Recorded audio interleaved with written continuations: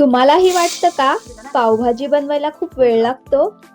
पण जर मी सांगितलं की फक्त एका कुकरमध्ये आणि खूप कमी वेळात आपण हॉटेलसारखी पावभाजी बनवू शकतो, तर होय, आज मी तुम्हाला अशी रेसिपी दाखवणार आहे जी पाहिल्यावर तुम्ही म्हणाल, अरे इतकी सोपी होती का पावभाजी?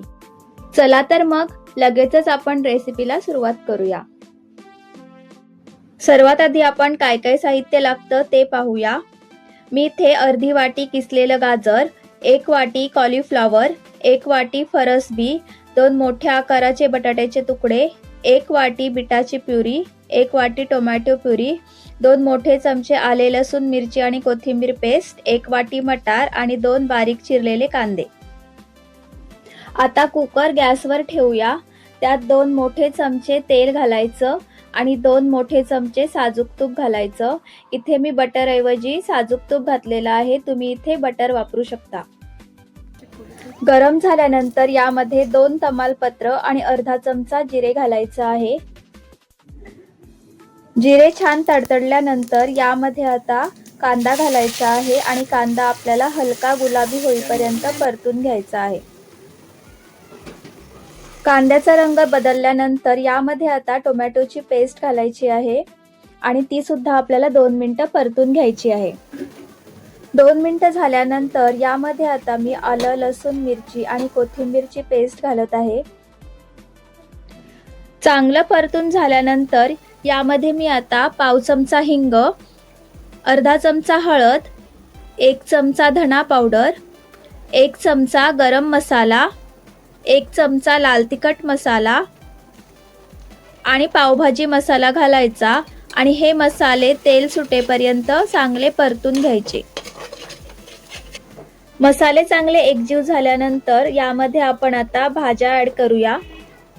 इथे एक गोष्ट आपल्याला लक्षात ठेवायची आहे, भाज्या चिरताना शक्यतो बारीकच चिरा, कारण यामुळेच पावभाजीचं टेक्स्चर चांगलं राहतं आणि मॅश करतानाही लगेच मॅश होते. सगळं एकदा चांगलं मिक्स करूया, म्हणजे मसाला सगळ्या भाज्यांना नीट लागेल.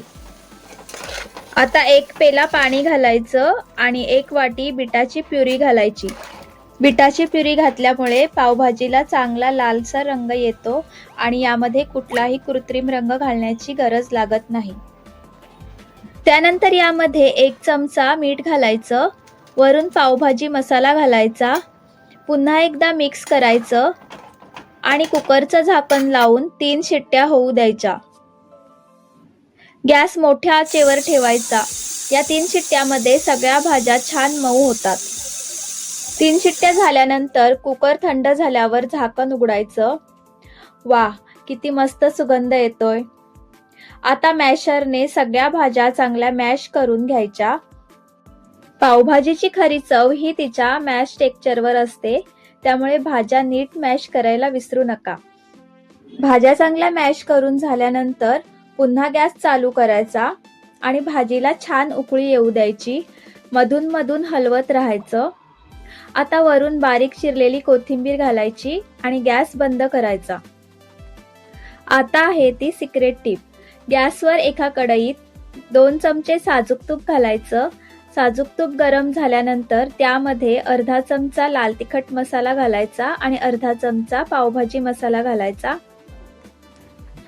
हे मसाले चांगले परतवून घ्यायचे आणि ही फोडणी तयार करायची. फोडणी तयार झाल्यानंतर ही फोडणी लगेचच पावभाजीवर ओतायची. यामुळे पावभाजीची चव दुप्पट वाढते. आता पाव तयार करूया. त्यासाठी मी तव्यावर थोडंसं तूप घालत आहे.